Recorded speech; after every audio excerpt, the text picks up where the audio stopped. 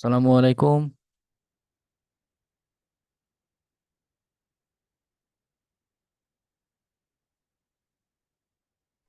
ওয়ালাইকুম আসসালাম।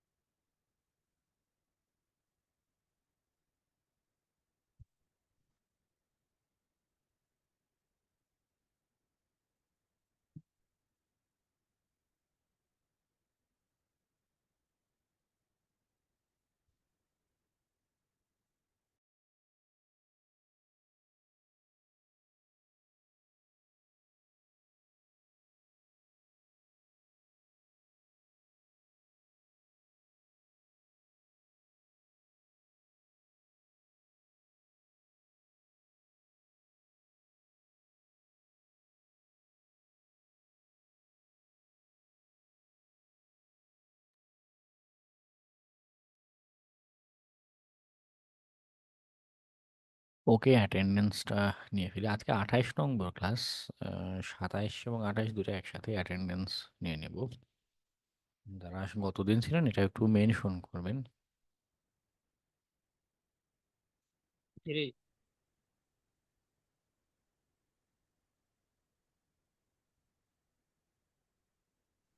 কতদিন ছিলেন? দিবেন।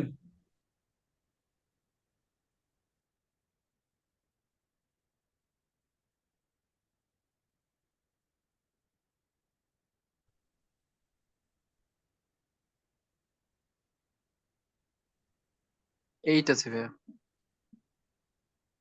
গতদিন ছিলেন? সিক্স।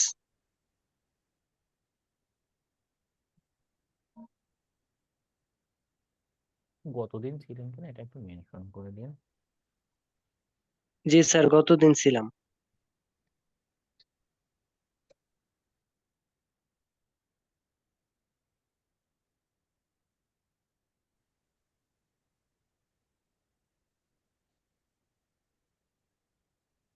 ফিফটিন।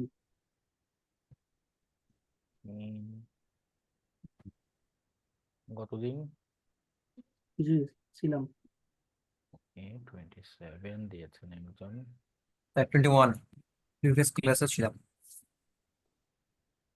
Okay, উপর থেকে যারা আছেন একটু রেসপন্স করবেন।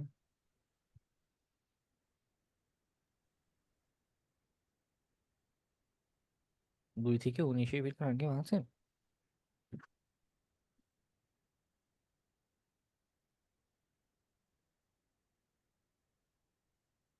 স্যার 53।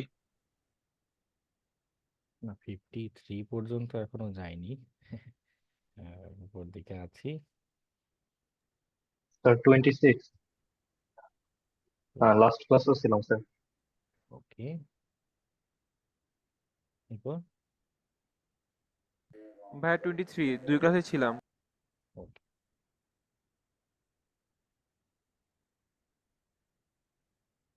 আর কেউ আছেন অ্যাটেন্ডেন্স?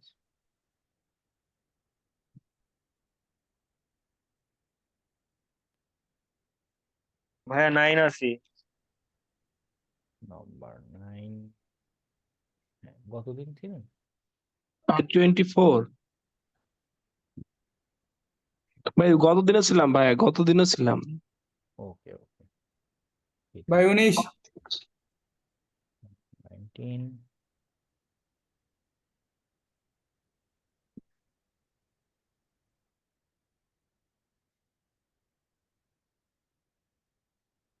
ওকে, এরপর 41। 41। কতদিন? জি জি ভাইয়া গতদিন ছিলাম। ঠিক আছে, এরপর স্যার 34।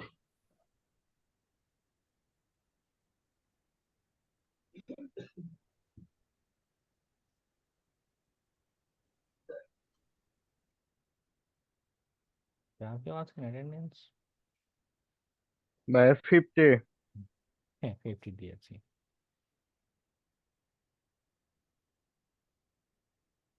Alright, dear. জি 49। ভাইয়া গতদিনও ছিলাম। 44 দুইটাতে ছিলাম। স্যার আমার কিছু কথা ছিল। হ্যাঁ, বলো। স্যার আমি তো এই কয়েকদিন অসুস্থ ছিলাম, আমার জন্ডিস হয়েছে, তো যার কারণে আমি কতগুলা ক্লাস অ্যাটেন্ড করতে পারি না, এক্সামেও আমি অ্যাটেন্ড করতে পারিনি। এখন ওই এক্সাম আর দেওয়ার কি ব্যবস্থা নাই? এই শিখনে কথা বলতে পারেন, ওরা একটা এক্সট্রা ফি নিয়ে আর একটা কি এক্সাম জানি নেয়। ওকে, ওদের সাথে একটু যোগাযোগ করে দেখুন ফোন দিয়ে কথা বলতে। আপনি অসুস্থ ছিলেন, এক্সাম দিতে পারেননি, ওরা এক্সাম দিতে চাচ্ছেন, এটা একটু ওদের বলে দেখুন। ওকে, ওরা যদি আমাকে জানায় পরে কিছু, তখন একটা কিছু বলতে পারবো। ওকে, একটু ওদের সাথে কথা বলেন। আচ্ছা ঠিক আছে। স্যার 46 আগের ক্লাস ছিলাম। ওকে,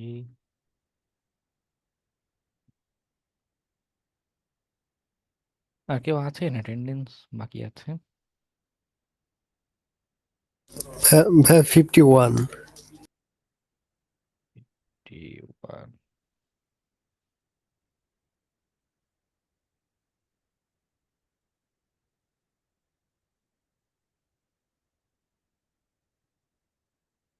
আর কেউ আছেন অ্যাটেন্ডেন্স?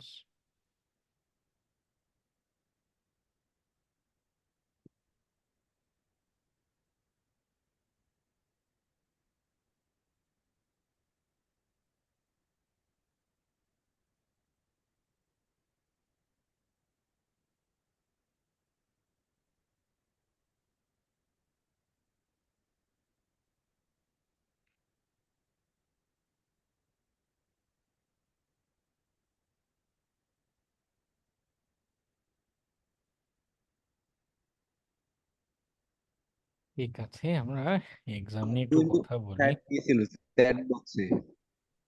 হ্যাঁ, 53, 25। ওকে, 25 আরিফুল ইসলাম। হ্যাঁ, 53 রাকিবুল হাসান। ভাই 51 লাস্ট ক্লাসেও ছিলাম, আচ্ছা, দুইটা ক্লাসে ছিল। ঠিক আছে।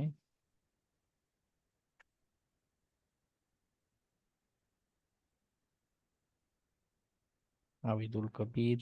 হ্যাঁ, আপনার অ্যাটেন্ডেন্স দিলাম তো একটু আগে।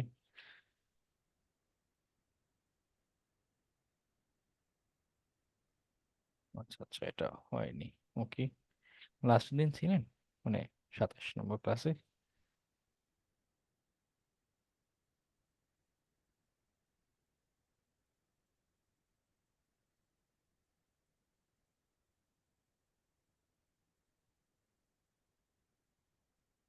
ভাইয়া আমার একটা বিষয়ে একটু কনফিউশন ছিল।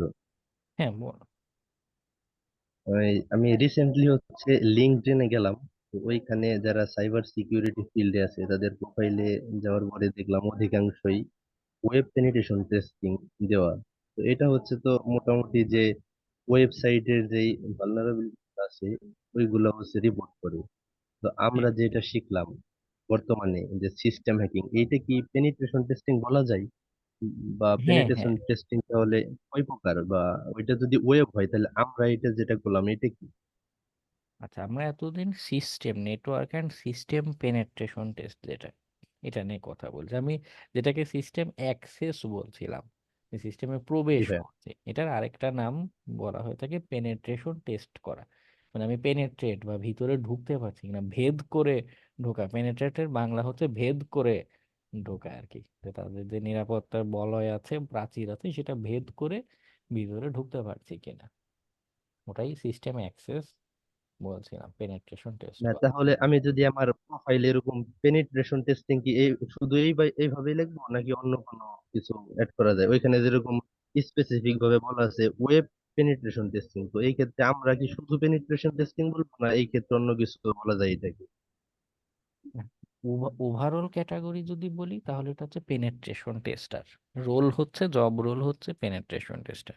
যদি কেউ, যেমন আপনি যার প্রোফাইল দেখছেন, সে হচ্ছে স্পেসিফিক করে, মানে আমরা এতদিন সিস্টেম হ্যাকিং দেখেছি, সে হচ্ছে স্পেসিফিক করে ওয়েব হ্যাকিং যেটা আছে, ওয়েবের সিকিউরিটি, ওয়েব পেনেট্রেশন টেস্ট, ওই ফিল্ডে হচ্ছে সে ফোকাসড, যার জন্য সে ওয়েব পেনেট্রেশন টেস্টার লিখেছে। তো আপনার ক্ষেত্রে আপনি ওভারঅল বিবেচনায়, মানে ওয়েব পেনেট্রেশন টেস্টারটাও আমাদের পেনেট্রেশন টেস্টিং এর একটা সাব ক্যাটাগরি। ওকে, আপনি যদি লেখেন যে পেনেট্রেশন টেস্টার, দ্যাট মিন্স বোঝায় যে আপনি ওয়েব, নেটওয়ার্ক, সিস্টেম, হ্যাঁ, মানে এই ওভারঅল সবগুলো ফিল্ডেরই পেনেট্রেট করা, ভিতরে ঢোকা, সিস্টেম অ্যাক্সেস নেয়ার যে টেস্টিংটা আছে সেটা সম্পর্কে জানেন, এটা বুঝিয়ে থাকে। যদি চান যে আরো স্পেসিফিক করে বলেছি যে না, শুধু সিস্টেম পেনেট্রেশন টেস্টিং স্পেশালিস্ট বা এই টাইপের, তবে পেনেট্রেশন টেস্টার নামটা বেশি প্রচলিত। আপনি আরো বেশি স্পেসিফিক করে লিখলে অনেকেই হয়তো বুঝবে না, রিক্রুটার যারা আছে তারা হয়তো আহ, সেভাবে খেয়াল করবে না, তো পেনিট্রেশন টেস্টার শব্দটা বললে বেশি মানানসই হয়। স্যার আসসালামু আলাইকুম। ওয়ালাইকুম আসসালাম। স্যার, আহ, আমার রোল নাম্বার 28, একটু প্রেজেন্ট দিয়ে দিতেন। ওকে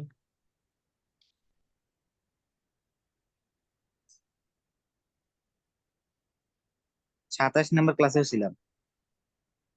ওকে, আজকে অন্য কারো জুম অ্যাকাউন্টে ক্লাসে জয়েন করছেন? এটা আমার বোনের অ্যাকাউন্ট, তো জয়েন ছিল, আমি মোবাইলে জয়েন হয়েছি। ওকে, ভেরি গুড। আচ্ছা, আমরা এক্সামের এখানে যাই। আপনি কি আবার এক্সাম দিছিলেন করতে আজকে? না, মানে অনেকদের কারেন্ট ছিল না, তো তাই বললাম। ওরা কি করতে পারবে না?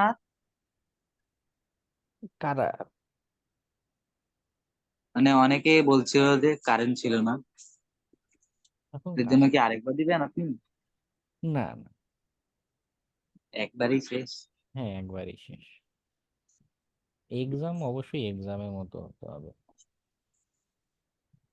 আপনি এসএসসি এক্সাম বোর্ডে গিয়ে দিয়েছেন, ওটা কি মন মর্জি মতো দেয়া যায়?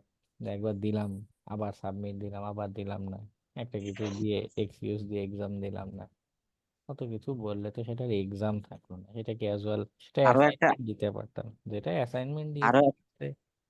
হ্যাঁ বলুন। আরো একটা একটু এক্সাম আছে। বুঝিনি। আরেকটা কি এক্সাম আছে এরকম মিড টার্ম, কোনো আরো একটা আছে? হ্যাঁ, ওটা মিড টার্ম না, ওটা হচ্ছে ফাইনাল। আমাদের ওয়েব হ্যাকিং এর যে আলোচনা করব, ওটা নিয়ে ও, ফাইনাল এক্সাম। এই যে এই এক্সামটা আমি জমা দিতে পারিনি 2 মিনিটের জন্য, আমার স্ক্যান হইতে সময় লাগতেছিল। মানে 2 মিনিটের জন্য আপনি জমা দিতে পারেননি, আর আমি সাবমিশন বন্ধ করেছি 12টারও পরে গিয়ে। কি বললেন স্যার? আমি আমি 57তে জমা দিছি, রেসপন্সই নেয় না। আমি তো মেসেজও দিছি স্যার। ভেরি গুড, আমি গ্রুপে তো আমি লিখছিলাম যে স্যার আমি মানে ভেরি যদি গুড। আপনি 1 মিনিট একটু খুলে দিতেন। পরে আর রেসপন্স দিচ্ছে না। আমি সাইটটা বারবার রিলোড দিচ্ছি কিন্তু মেসেজ দিচ্ছে না। আপনার লিঙ্কে ঢুকে আমি আবার ঢুকছি, ওটা অটোমেটিক 11টা 45-এ বন্ধ হয়ে গেছে। না, এখানে অটোমেটিক কোনো সিস্টেম নেই যে পাশের এখানে গিয়ে ক্লিক করে অন ক্লিক করে অফ করতে হয়। ঠিক আছে, কিন্তু এখানে ওইখানে তো 11টা 45-এর পরে আর আমাকে সাইটে ঢুকাচ্ছিল না। আপনার নেটওয়ার্কে কোনো ইস্যু এইটা হতে হচ্ছে পারে। বন্ধ হয়ে গেছে। আপনি হচ্ছে এইটা ওনারের সাথে যোগাযোগ করুন যদি কোনো ভুল হয়ে থাকে খোলার জন্য। আপনার নেটওয়ার্ক ইস্যু বা আদার্স কোনো কিছু হতে পারে, না, আপনি নেট নেট টাইমের ভালো পরেও। ছিল। ওকে, আমি আমার এখান থেকে আরো কিছু সময় অপেক্ষা করে দেন সাবমিশন অফ করেছি।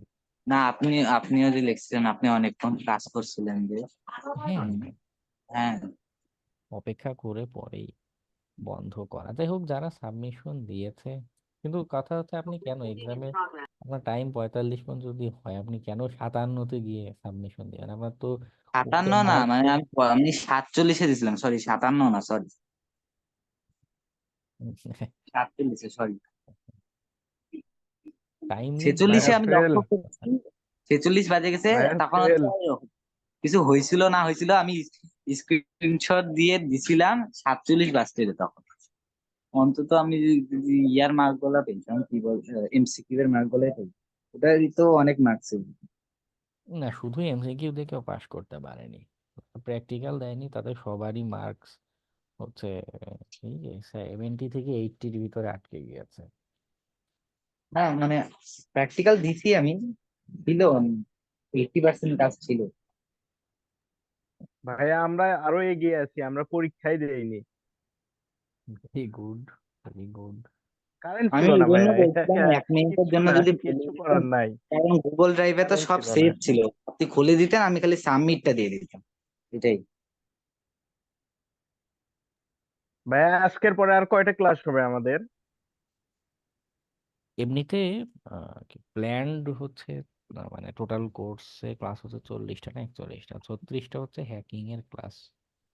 আর পরে 4টা না 6টা জানি আপনাদের ফ্রিল্যান্সিং মার্কেট প্লেসের উপর ক্লাস হয়ে থাকে। তারপরও একটা ক্লাস মতো বলে কয়ে একটা দুইটা হয়তো এক্সটেন্ড করা যেতে পারে ওনাদের বলে। আপনাদের হচ্ছে একটা রিভিউ ক্লাস থাকে পুরো কোর্স শেষে, তো দেখা যাবে ওইটারে ইউটিলাইজ করে ক্লাসের আলোচনাতে একটা লাগিয়ে দিলাম, এরকম করতে পারি আর কি। তো আজকে কখন ক্লাস? আজকে ভাইয়া, ভাইয়া, 5, 6, 7, 8, হ্যালো ভাইয়া। 8, 9টা ক্লাস হবে আরো। হ্যাঁ, বল। যে গত ক্লাস থেকে ভাই, মানে যেগুলো হ্যাকিং এর ক্লাস হচ্ছে ভাই, এই মাত্র কয়েকটা ক্লাস করে আমরা হ্যাকিং মোটামুটি শিখে ফেললাম, তাই মনে হচ্ছে নাকি ভাইয়া? তাই বলছে, কিছুই তো বুঝতে পারলাম না ভাইয়া। এক্সাম দিয়েছেন? এক্সাম দিয়েছি ভাইয়া, কত ইয়া পারি এসেছে না। মার্কস কত আম- এসেছে? ভাইয়া আমি হচ্ছে ওই প্র্যাকটিক্যালটা দিতে পারি নাই। ওকে, তো প্র্যাকটিক্যাল যদি দিতে না পারেন আপনি কিভাবে বুঝবেন? ওখানে তো আপনার ক্যাপাসিটির পরীক্ষা হয়ে যায় যে আপনি আসলে কতখানি হ্যাকিং বুঝেছেন। সিস্টেম আসলে হ্যাকিং এ আমাদের যে যে টেকনিক গুলো প্রসিডিউর গুলো আলোচনা দরকার, রিয়েল লাইফে যেগুলো যে আমি অ্যাকচুয়ালি কাজ করে থাকি সেগুলো ক্লাসে আলোচনা করেছি। তবে এর বাইরে অবশ্যই আরো অনেক কিছু জানার আছে। এজন্য বারবার আমি আপনাদের বলি, ট্রাই হ্যাকমিতে রুম আছে, পাথ আছে, এগুলো প্র্যাকটিস করুন। এগুলো প্র্যাকটিস করবেন না, বাসায় লিটারালি কোনো স্টাডি করবেন না, ক্লাসে এসে এরকম উলটপালট প্রশ্ন করবেন যে সব কি শিখে ফেললাম নাকি। না ভাইয়া, আমি পরীক্ষা সবকিছু না দিলে ভাইয়া। পরীক্ষা আমি দিলে বলি পাশ ভাইয়া, করেন না, বা একটু বাসায় মিনিমাম স্টাডি করেন না, একটা প্র্যাকটিক্যাল দিলে কাজ পারেন না, তো ক্লাসে এসে এই ধরনের উদ্ভট প্রশ্ন করার কি মানে আছে? ভাইয়া মানে আমি তো ট্রাই হ্যাক মি দেখছি, তো আসলে কোনটা থেকে কোনটা যায় কিছুই বুঝতে পারি না। বুঝতে না পারলে ক্লাস রেকর্ডগুলো বারবার দেখুন, ইউটিউবে অনেক ভিডিও আছে, এগুলো দেখতে থাকুন।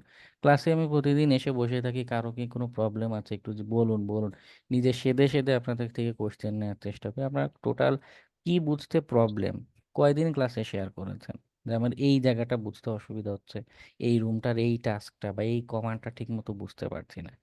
একটা দিন কেউ কিছু শেয়ার করে না, প্রতিদিন এসে অ্যাসাইনমেন্ট দিলে অ্যাসাইনমেন্ট পাই না, 6-7 জনের বেশি কেউ অ্যাসাইনমেন্ট দেন না।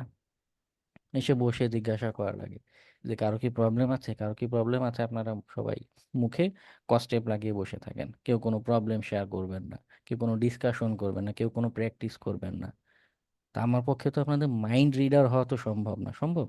আপনার ব্রেনের ভিতরে কি চলছে সেটা ভিতরে ঢুকে দেখা সম্ভব না, কোনো মানুষের পক্ষে সম্ভব না। আপনার নিজে প্র্যাকটিস করে কি প্রবলেম হচ্ছে এটা শেয়ার করতে হবে, কোথায় আটকে যাচ্ছেন সেটা শেয়ার করতে হবে।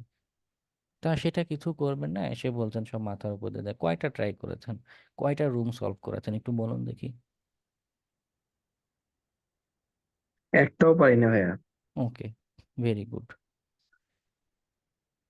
আপনি দেখুন এই শিক্ষণে আরো ব্যাচ আছে, নতুন কোনো ব্যাচে অ্যাডমিশন নেন, অথবা যদি আমার আলোচনা নিতান্তই ভালো না লাগে আপনি অন্য কোনো ব্যাচে শিফট করতে পারেন, নো প্রবলেম। না, আপনি অনেক সুন্দর করে বোঝান ভাইয়া, আপনার ক্লাস ভালো লাগে, কিন্তু আসলে আমি বুঝতে পারি না।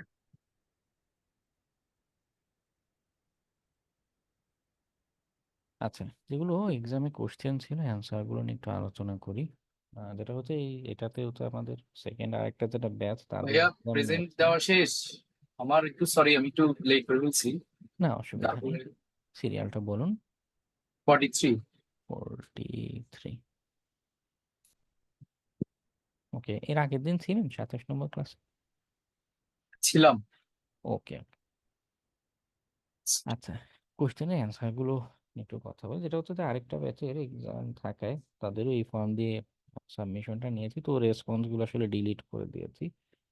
আপনারা কে কি অ্যান্সার দিয়েছেন সেটা এই মুহূর্তে এখানে জমা নেই, খালি মার্কসটা রয়েছে। তারপর আমি আলোচনাগুলো করি যে আপনাদের যদি কোশ্চেন অ্যান্সারগুলো বুঝতে আরো কনফিউশন থাকে আশা করি ক্লিয়ার হয়ে যাবে।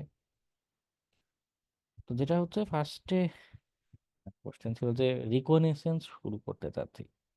রিকগনিশন আমার প্রথম ধাপ কি?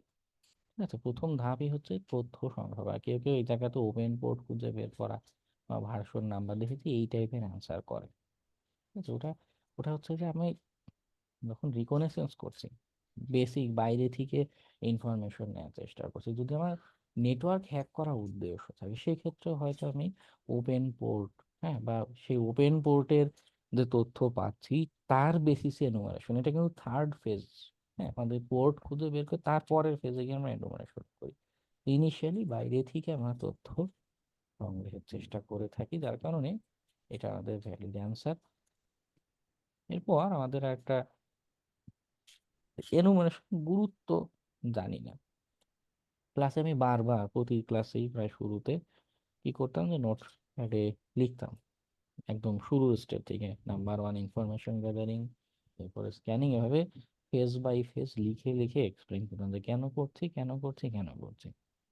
তো এনুমারেশনের গুরুত্বটা আমাদের যেহেতু নেটওয়ার্ক এবং সিস্টেমের তথ্য খুঁজে বের করার জন্য, ঠিক আছে, ওপেন পোর্ট খুঁজে বের করার জন্য আমরা এনুমারেশন করি না। হুম, কেউ কেউ দেখা যায় যাদের নিরাপত্তা যাচাই বা সিস্টেম অ্যাক্সেস এই টাইপের অ্যান্সার দিয়ে থাকে, ওটা ভুল অ্যান্সার। সবচেয়ে লজিক্যাল অ্যান্সার হচ্ছে নেটওয়ার্ক এবং সিস্টেম ইনফরমেশন গ্যাদারিং এর জন্য কাজটা করি। ওকে, এরপর আমরা একটা এনুমারেশন করেছি, শেষ এখন আমি এটাকে কিভাবে কাজে লাগাতে পারি। আমরা দেখেছিলাম এনুমারেশনের পরের ফেজে আমরা কি করছি, ভিএ ভালনারেবিলিটি অ্যাসেসমেন্টের কনসেপ্টগুলো নিয়ে দেখেছিলাম। সেখানে কি করছিলাম, এনুমারেশন করে আমি পেলাম সাপোজ সে কোনো একটা সফটওয়্যার অমুক ভার্সন বা কিছু একটা রান করছে, আমরা তার বেসিসে ভালনারেবিলিটি খুঁজে বের করার চেষ্টা করছি। ওকে, তো এনুমারেশনের তথ্য দিয়ে সরাসরি সিস্টেম নিয়ন্ত্রণ সবসময় যদি দুর্বলতা না থাকে, এটা মিসকনফিগারেশনও কি তার একটা দুর্বলতা, তাই না? তো এই টাইপের দুর্বলতা যদি না থাকে আমি তো সিস্টেম অ্যাক্সেস নিতে পারবো না। এনুমারেশন করে আমরা অনেক তথ্য পাবো। এখন যদি আপনি এফবিআই সিআইএ তাদের সার্ভারেও এনুমারেশন করেন, এনম্যাপের স্ক্রিপ্ট রান করেন, সেখান থেকেও কিন্তু ইনফরমেশন আসবে, কিন্তু দ্যাট ডাজেন্ট মিন যে আপনি সেটা সরাসরি অ্যাক্সেস করে ফেলতে পারবেন, হ্যাক করতে পারবেন। তো এটা তো পরের ফেজ বা অন্য কোনো স্টেজে গিয়ে হবে। আচ্ছা, এরপর পিং স্ক্যান কেন দিই? পিং স্ক্যান দিই যে আমরা টার্গেট সিস্টেম অনলাইন আছে কিনা এটা দেখার জন্য, নাথিং এলস। ওকে, ওপেন পোর্ট খুঁজে পাওয়ার জন্য আমরা পিং স্ক্যান দেই না। আমরা পোর্ট খুঁজে বের করার জন্য আমাদের আর আদার্স যে টেকনিকগুলো আছে, সিন স্ক্যান, কানেক্ট স্ক্যান, এসিকে এই যে টেকনিক গুলো আছে এগুলো আমরা ইমপ্লিমেন্ট করে থাকি। ওকে, কিন্তু আমরা অনলাইন থাকে কি না, হ্যাঁ সেটার জন্য তো। হ্যাঁ হ্যাঁ, হোস্ট ডিসকভারি স্ক্যান বলে পিংকে। ওকে, আচ্ছা, স্টিলস স্ক্যান, ছবি এঁকে এঁকে ক্লাসে লিখে লিখে বুঝিয়েছিলাম যে স্টিলস স্ক্যানটা কিভাবে কাজ করে। সিন এটা স্ক্যান, এটা একদম এটা সবার প্রথম, হ্যাঁ একদম, লাস্টেরটা, হ্যাঁ। হ্যাঁ একদম প্রথম দেখানো কমান্ডটা এনম্যাপের প্রথম দিককার। আচ্ছা, হাইফেন এ অপশন দিলে কি করে, অ্যাগ্রেসিভ স্ক্যানটা করে। হ্যাঁ একদম। ওকে, কেউ কেউ ভার্সন ডিটেকশন দিয়ে থাকে, এটা তো ভুলভাল অ্যান্সার।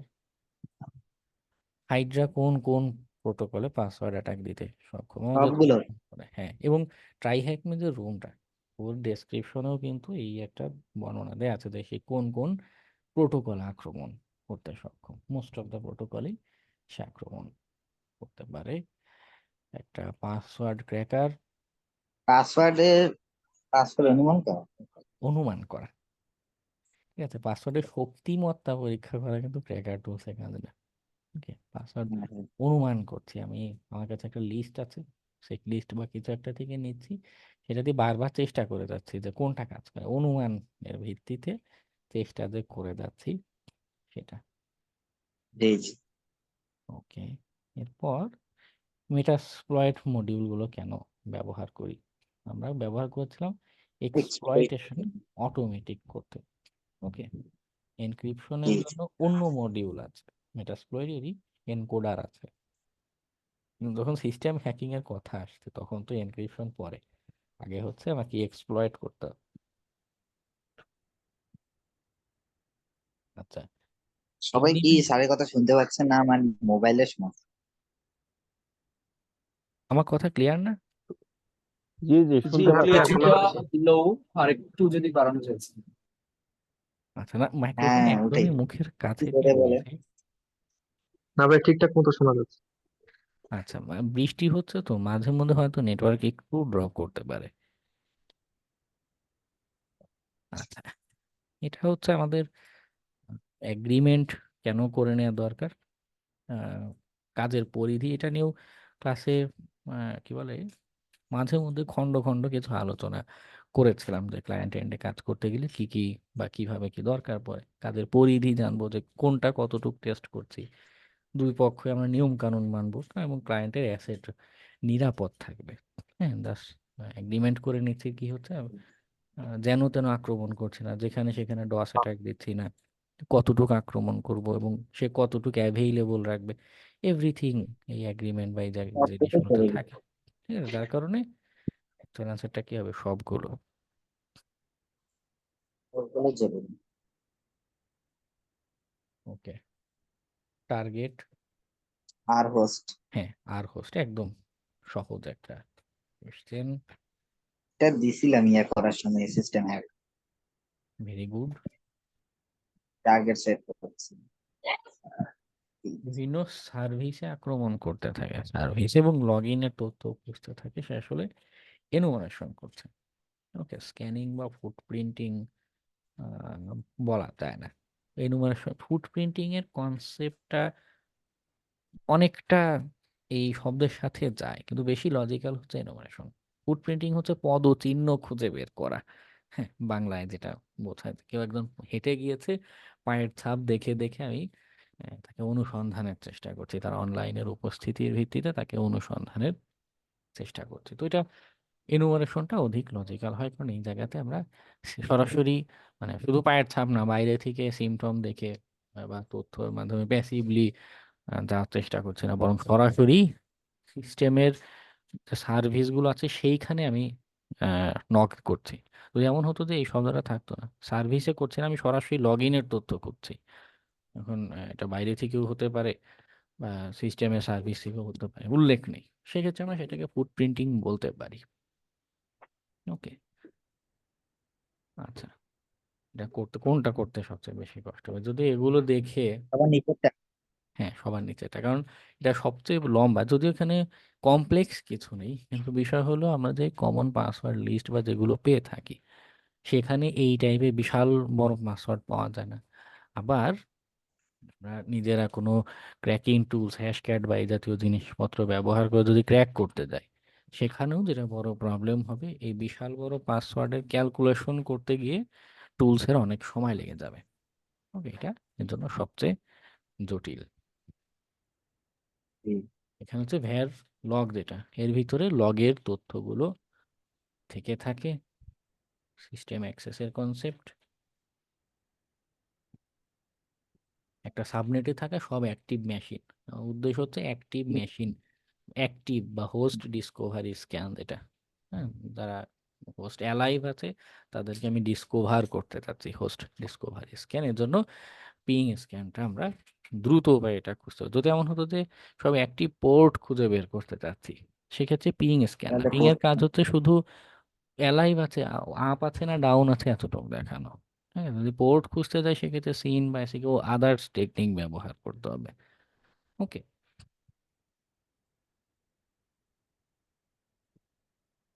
SYN।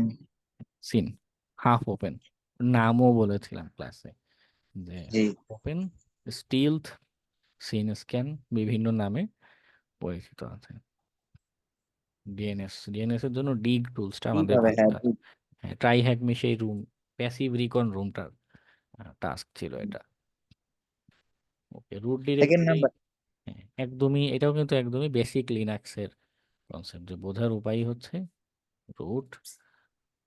ওকে, কোন গুগল ডক্স ব্যবহার করে পিডিএফ বুঝতে পারবো, সিম্পল। এটাও কিন্তু ক্লাসে সরাসরি লিখে দেখিয়েছিলাম, তাই না, যে ফাইল টাইপ জি। পিডিএফ। ওকে, এটাতে কি হচ্ছে, এটাতে ডাল স্ক্যান হবে। নাল স্ক্যান, যে কোনো ফ্ল্যাগও সেট হচ্ছে না, পোর্ট ওপেন থাকলে রেসপন্সও করছে না। জি। ওকে, এরপর এক্সপ্লয়েট পেয়েছে মিটার পিটার। মিটার পেটার। কেন মিটার পেটার, কেন যে আমার খুব ফাংশনালিটি ওর ভিতরে অলরেডি সেট আপ করা আছে, এবং আরো অটোমেটিক্যালি বেশ কিছু কাজ করা সহজ হয়। হ্যাশডাম।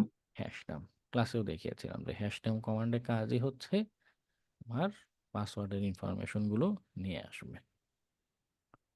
সিভিএসএস স্কোর কি নির্দেশ করে, আমি এটার বাংলা করিনি, বাংলা করলে আরো বুঝতে সহজ হতো, এটা তারপরে কঠিন হতো বাংলা শব্দগুলো। এটা থেকে সিভিয়ারিটিটা বোঝায় কতখানি ক্ষতি করতে পারছে, ইম্প্যাক্ট, লাইকলিহুড, গাইডলাইন্স, এগুলো ইম্প্যাক্ট অনেকটা মনে হতে পারে যে সিভিএস হয়তো ইম্প্যাক্ট বোঝাচ্ছে না, ইম্প্যাক্ট না, সিভিয়ারিটি বোঝায়।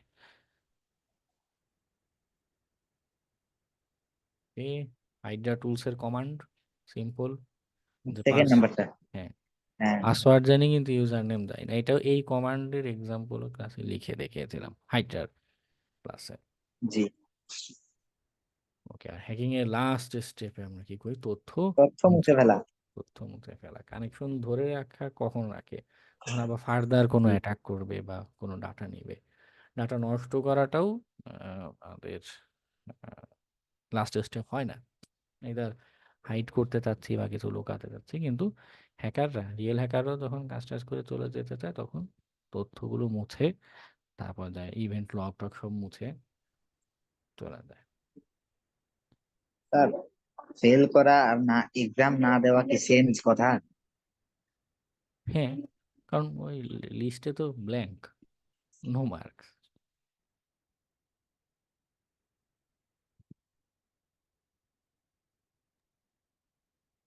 কিন্তু আমার পাস করার কথা ছিল, আমি এমসিকিউ প্রায় 95%ই ঠিক করছিলাম। ওকে, খালি দুই একটা মানে আমি শুধু দুইটা ভুল পাইছি।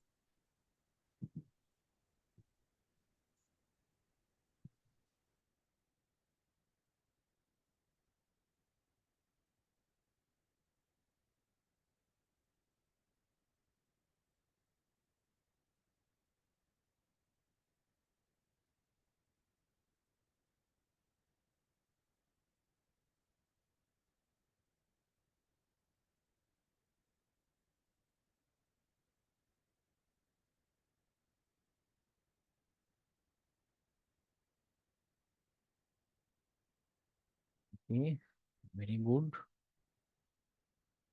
আচ্ছা, যারা দেয়নি তাদের এরকম ব্ল্যাঙ্ক।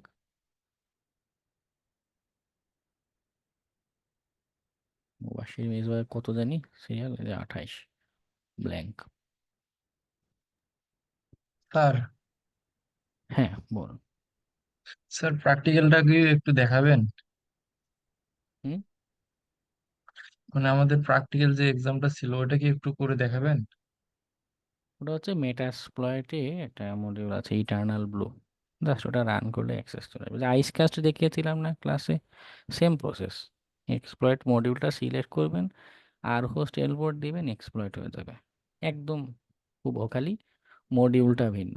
ক্লাসে দেখেছে আইস কাস্ট আর এক্সামে দিয়েছি ইটার্নাল আরো স্টেট পোস্ট এগুলো তো ইয়ে করেও আমি শেষ পর্যন্ত অ্যাক্সেস নিতে পারিনি, কি এক্সপ্লয়েটটা যে সমস্যা ছিল। কয়েকবার রান করলে হয়ে যেতে পারে। ওকে। আচ্ছা।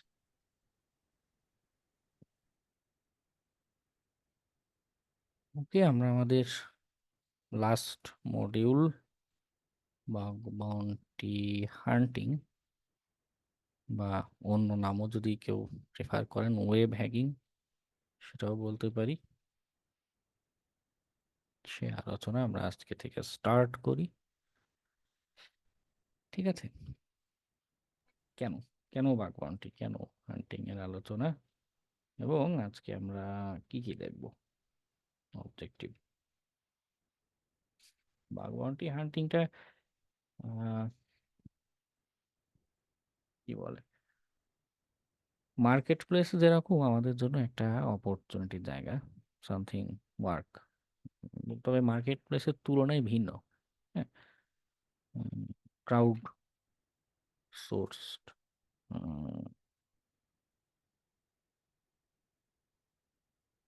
প্ল্যাটফর্ম। এই বাগ বাউন্টি হান্টিং এ যে প্ল্যাটফর্মগুলো হয়ে থাকে, হুম, এগুলো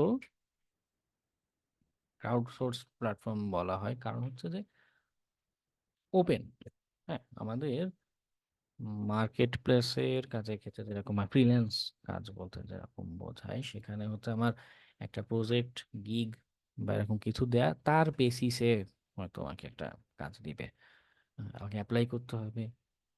যদি আমাদের প্রাইজিং ফিক্সড হয়, টাইমিং ফিক্সড হয়, সব কিছু ক্লায়েন্ট রিকোয়ারমেন্ট স্যাটিসফাইড হয়, দেন আমরা কাজটা পাবো বা পাবো না। এটা অবশ্যই ভালো একটা অ্যাপ্রোচ, এটা এক ধরনের অ্যাপ্রোচ। আর বাগ বাউন্টি হান্টিংটা আরেকটা অ্যাপ্রোচ, এখানে যেটা হয় ধরো অনেক অনেক প্ল্যাটফর্ম আছে, অনেক সাইট আছে, ইনিশিয়ালি একটা দুইটা দিয়ে আমরা শুরু করি, যেমন বা ক্রাউড,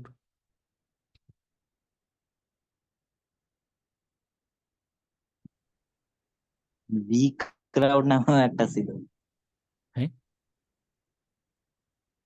কি নাম?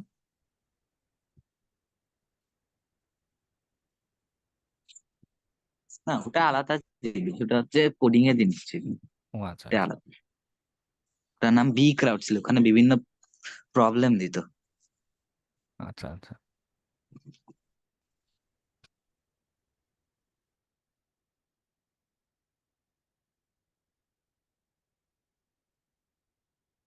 আচ্ছা, এখানে লগ ইন করলে আরো আরো কয়েকটা ইন্টারফেস দেখাবে রিসোর্সের। আরেকটা হচ্ছে হ্যাকার্স অপরচুনিটিস। ফায়ারফক্স ব্রাউজারে হ্যাকারনের ডিজাইনটা একটু ব্রেক করে, মানে পুরোটা আসে না। যাই হোক, যেটা বোঝানোর উদ্দেশ্য, এরকম বিভিন্ন সাইট আছে, এখন অনেক এরকম সাইট হয়ে গেছে, 10-15টার মতো ভালো ভালো প্ল্যাটফর্ম আছে, যেখানে কি করে মনে করুন এই কে হেলথ নামের যে সাইট, তারা অলরেডি এইখানে তাদের ডিটেইলসে মানে এভরিথিং দিয়ে রেখেছে যে আমার ডোমেইন এইটা, এইখানে এইখানে টেস্ট করতে হবে, এরকম এরকম টেস্ট করতে হবে, এভরিথিং। এই পলিসি নিয়েও আমি আসছি, এটা নিয়েও একটু পরে গিয়ে বলছি, নো টেনশন। ওকে, মানে এভরিথিং এখানে তারা মেনশন আগে ভাগে বলে রেখে দিয়েছে। দেন আপনার টাস্ক হচ্ছে তারা যে টার্গেট দিয়েছে এইখানে, most of the time application. হ্যাঁ, শুধু যে অ্যাপ্লিকেশনই লিমিটেড তা না, এই জায়গাতে পেনেট্রেশন টেস্টার হিসেবে হায়ারও করে, হ্যাকারন এরকম প্রোগ্রামও আছে, হ্যাকারন বাকরন দুইটারই অ্যাজ এ পেনেট্রেশন টেস্টার হিসেবে অ্যাপ্লাই করা যায়। কেউ কেউ হায়ার করে মার্কেট প্লেসে যেরকম প্রজেক্ট বেসিসে, এখানে এরকম প্রজেক্ট বেসিসে হায়ার করে। আর মোস্ট অফ দা মানে এটা পরিচিত বা প্রচলিত হচ্ছে গিয়ে এরকম প্রোগ্রামগুলোর জন্য। প্রোগ্রামে কি হয়, যারা ক্লায়েন্ট বা প্রতিষ্ঠান আছে তারা অলরেডি তাদের ইনফরমেশন দিয়েই রেখেছে, আমার এটা হ্যাক করতে হবে, আমার অ্যাপ্লিকেশন, সাইট, মোবাইল অ্যাপস বিভিন্ন কিছু আছে, হ্যাক করতে হবে। এবং তবে একটু অ্যাপ্রোচের একটু ভিন্ন। মার্কেট প্লেসে কাজের ক্ষেত্রে যেটা হয় যে আপনার $50 প্রজেক্ট, $100 প্রজেক্ট, আপনি ফিক্সড অ্যামাউন্ট ওটাই পাবেন। আর এইখানে হচ্ছে আনলিমিটেড, এইদার আপনাকে পেমেন্ট পেতেও পারেন নাও পারেন। বিষয়টা হচ্ছে ভ্যালিড কোনো বাগ, ভ্যালিড কোনো উইকনেস তাদের খুঁজে বের করে দেখাতে হবে যে হ্যাঁ তাদের উইকনেস আছে, ওইটার বেসিসে তারা পেমেন্ট করবে। যেমন আমি একটা, যেমন কে হেলথে যে ঢুকেছি, হ্যাঁ, কিন্তু এর পলিসিতে দেখুন রিওয়ার্ড স্ট্রাকচার বলছে, কেউ কেউ আবার এটা নিয়েও বলছি ক্লাসিফিকেশন আছে কিছু। এখানে সে বলছে যে যদি এখানে ক্রিটিক্যাল কোনো উইকনেস পান kaccount.khealth.com-এ, সেখানে $6,000 পর্যন্ত তারা বাউন্টি পেমেন্ট করবে। মিনিমাম ক্যাটাগরি পেলেও $150 বাউন্টি তারা পে করবে, মানে একদম মিনিমাম বা লো ক্যাটাগরি হলেও। এরকম সিভিয়ারিটি বেসিসে, তাদের প্রায়োরিটি বেসিসে আগে থেকে একটা প্রাইজিং এর আইডিয়া। তবে এটা এরকম লিমিটেড তা কিন্তু না।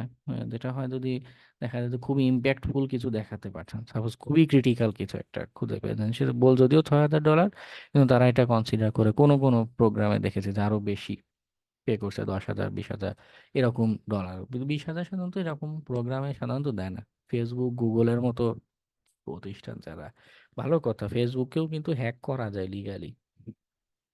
কিভাবে? ফেসবুকেরও এরকম বাগ বাউন্টি প্রোগ্রাম চালু আছে, তাদের এখানেও যদি যান। ও, হ্যাক করার জন্য? হ্যাঁ, তারা এখানে লিগাল স্ট্রাকচার আছে, আন্দাজে গিয়ে গণহারে অ্যাটাক করলে চলবে না। এবং তারা অনেকটা কনফিডেন্সের সাথে বলে দিয়েছে মিনিমাম, তো যদি কোনো একটা সেই মিনিমাম কোনো বাগ খুঁজে পান, ভ্যালিড বাগ, মিনিমাম তারা $500 বাউন্টি দিবে। যদি তাদের কোনো টু ফ্যাক্টর অথেন্টিকেশন বাইপাস করতে পারেন, $20,000 বাউন্টি দিবে। যদি তাদের কোনো অ্যাকাউন্ট টেক ওভার, মানে আমরা নর্মালি যে অ্যাকাউন্ট টেক ওভার করি ফিশিং এর মাধ্যমে, ও, কেমন হয় মানে কিন্তু। ওদের অ্যাকাউন্টের যদি কোনো অ্যাক্সেস নিতে পারি আমরা হ্যাঁ, তাহলে? হ্যাঁ, কিন্তু একটা তো আমরা নর্মাল অ্যাপ্রোচ কি হয় যে বাইরে থেকে ইউজারকে আক্রমণ করছি, তারকে সোশ্যাল ইঞ্জিনিয়ারিং এর মাধ্যমে বোকা বানিয়ে তাদের ক্রেডেনশিয়াল নিয়ে অ্যাক্সেস, ওটা না কিন্তু। তা এই ফেসবুকের অ্যাপ্লিকেশনের কোনো দুর্বলতা ব্যবহার করে, সামহাও অ্যাপ্লিকেশনের কোনো একটা মেকানিজমকে উলট পালট করে কারো মানে অ্যাকাউন্টে। অ্যাপ্লিকেশনের ভিতরে কোথাও মনে করেন ওর ইউজার পাস সেভ করা আছে, আমরা ওখানে অ্যাটাক করে ইউজার পাস নিয়ে তখন আমরা ওখানে আমরা লগ ইন করলাম, এমন হবে? হ্যাঁ, এটাও হতে পারে যে কোথাও সে তাদের ইন্টারনাল স্টোরেজ বা ডাটাবেজ, সেখান থেকে আমি পড়ে ফেলছি, দেখে ফেলছি, এটাও হতে পারে। তো এই টাইপের হলে $1,30,000। আর মোবাইল অ্যাপ্লিকেশনে যদি রিমোট কোড এক্সিকিউট করতে পারেন, যে মেটাসপ্লটে যেরকম সিস্টেম অ্যাক্সেস নিয়ে কোড এক্সিকিউট করতে পারছিলাম, তো ওপেন চ্যালেঞ্জ দিয়ে রেখেছে $3,00,000 উপরে তারা বাউন্টি পেমেন্ট করবে। তারা নিজেরাও হয়তো অনেকটা কনফিডেন্ট তাদের মোবাইল অ্যাপ্লিকেশন নিয়ে।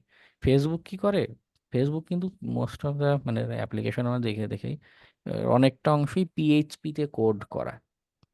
কিন্তু পিএইচপিতে হলেও এই পিএইচপি প্রোগ্রামিং ল্যাঙ্গুয়েজকে তারা নিজেদের মতো মডিফাই করে নিজেদের ফ্রেমওয়ার্ক, ইন্টারনাল যদিও, তারা ব্যবহার করে থাকে। নিজেদের এনক্রিপশন মেকানিজম আছে, সেটা দিয়ে আমাদের ডাটাগুলো এনক্রিপ্ট করে। ওকে, যাই হোক, কিন্তু প্রোগ্রাম আছে, সম্ভাবনা আছে, এবং মাঝে মধ্যেই এই জায়গাগুলোতে পাওয়া যায়। কেন পাওয়া যায় তার কারণ হচ্ছে ফেসবুক জায়ান্ট প্রতিষ্ঠান। জায়ান্ট মানে বুঝবেন, যারা বিশাল বড় বড় জাহাজ যদি দেখে থাকেন চট্টগ্রামে গিয়ে, তো তার কাছে ছোটখাটো নৌকা, বা আপনি দাঁড়ালে কিছুই মনে হবে না, পিঁপড়ার মতো মনে হবে। তো এরকম প্রতিষ্ঠান হচ্ছে ফেসবুক। বিশাল বড় টার্গেট, তাদের অনেক অনেক সাইট, এবং এই সাইটের ভিতরে আরো অনেক সাব সাইট, পেজ, অনেক কিছু আছে। ঠিক আছে, কোনো না কোনো জায়গায় বিভিন্ন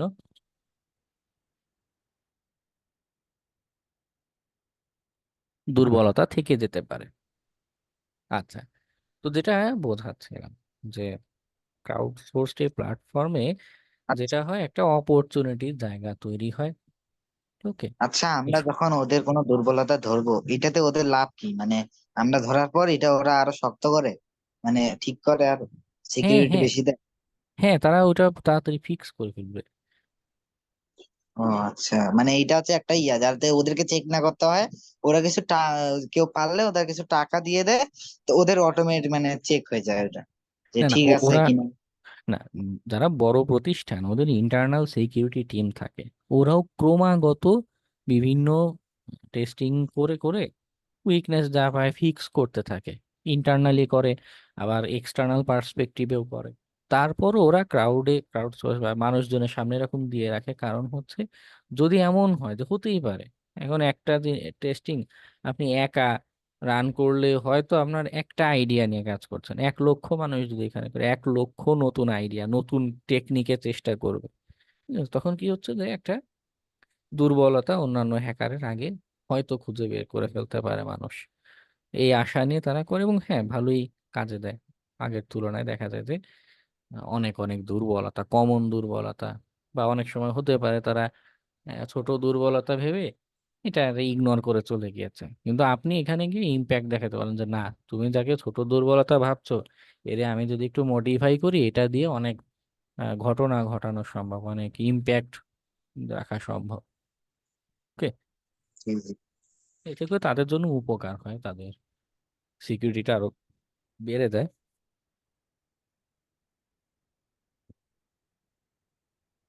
আচ্ছা, তো এই প্ল্যাটফর্মগুলো আমাদের জন্য একটা নতুন অপরচুনিটির একটা জায়গা তৈরি করে, যার জন্য মূলত এইখানে যাব। তবে একটু একটা বিষয় একটু বোঝা দরকার, পাশেই ছোট করে রাখি, এখানকার মাইন্ডসেট বলি বা মেথোডোলজিটা যেটা বলি, এটা একটু ভিন্ন। বাগ হান্টিং বলেন আর ওয়েব হ্যাকিং বলেন, যেই নামেই বলেন, এই দুই জায়গারই আসলে মেথোডোলজি বা কনসেপ্ট একটু ভিন্ন আছে। আমরা সিস্টেম হ্যাকিং এর সময় যেরকম একটা স্টেপ বাই স্টেপ অ্যাপ্রোচে গিয়েছি, ওয়েব হ্যাকিং এ কিন্তু অ্যাপ্রোচটা সেরকম না। হ্যাঁ, আবার কোনো কোনো সিনারিওতে এমন হয় ওয়েব আর সিস্টেম দুইজন একজনের একজনের সাথে রিলেটেড, ওয়েব দিয়ে সিস্টেমের কোনো দুর্বলতা ইউটিলাইজ করছি, অ্যাক্সেস নিচ্ছি, বা কোনো একটা কিছু একটা করছি। আবার কোনো কোনো সময় এমন হতে পারে সিস্টেমের দুর্বলতা ব্যবহার করে ওয়েবের কিছু একটা ঘটনা বা কোনো একটা অ্যাক্সেস বা সামথিং কিছু একটা মডিফাই করছি। ওকে, একটু মানে যারা বিগিনার তাদের জন্য একটু কঠিন কঠিন লাগতে পারে, একটু এলোমেলো লাগতে পারে। আমি শুনেছি প্রিভিয়াস ব্যাচগুলোতে মাঝে মধ্যে রিভিউ শুনেছি, কারো কারোর কাছে একটু অগোছালো এলোমেলো লাগে, একটু কঠিন লাগে। এই জন্য আমি আগেই বলে দিচ্ছি, তবে কঠিন ভাবার কিছু নেই, কঠিন ভাবলেই কঠিন না। ওকে, এটা মানে এতদিন এক ধরনের একটা অ্যাপ্রোচে সিস্টেম হ্যাকিং এর আলোচনা করেছি, তো হঠাৎ করে আরেক অ্যাপ্রোচ আসলে একটু কনফিউজড লাগতে পারে, কিন্তু ঠিক হয়ে যাবে আস্তে আস্তে। ক্রমাগত প্র্যাকটিসের মাধ্যমে জিনিসটা ঠিক হয়ে যাবে, নো প্রবলেম। তো আমরা আজকে যেটা যেটা জানবো, ইন্ট্রো টু বাগ বাউন্টি, এটা একটু ইন্ট্রোডাকশন, এখানে কিছু বিষয় বোঝার আছে। আর এরপরে মোস্ট অফ দ্য ফোকাসটা দেব প্রোগ্রাম পলিসিতে, এখানে আমাদের বেশ কিছু জিনিস বোঝার আছে। ওকে, এবং অনেকেই এই জিনিসটা ইগনোর করে যায়, খেয়াল করে না, যার কারণে পরবর্তীতে গিয়ে এটা হচ্ছে গিয়ে একটা ইম্প্যাক্ট পড়ে। আচ্ছা, তাই হোক, বাগ বাউন্টি নিয়ে একটু কথা বলি।